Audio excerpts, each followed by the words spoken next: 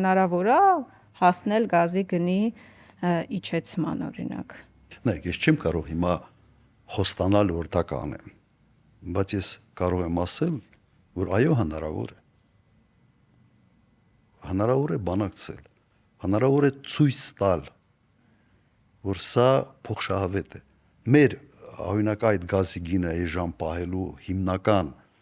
մեր փաստարկները որն էին, որ դուք մեր գործընկերն եք, Հայ-Ռուսգազարդը 45-10% էր ձևավորվել, 45-ը Հայաստանի Հանրապետությունը, 45-ը Գազպրոմն էր եւ Իտերա կազմակերպություն կար, որը 10% էր կազմում, մասնավոր ընկերություն էր ռուսական։ Եվ մենք ասում ենք, որ հակառակը մենք պետք է էժան գազ ստանանք, որ դուք ուրիշներին ցույց տաք,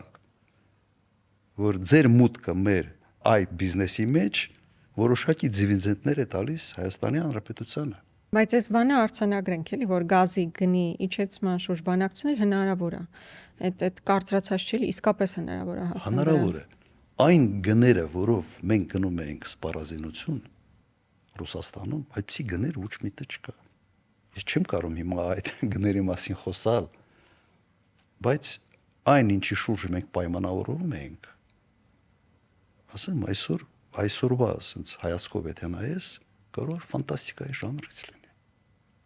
Հնարավոր է ամեն ինչի շուրջ պայմանավորվել։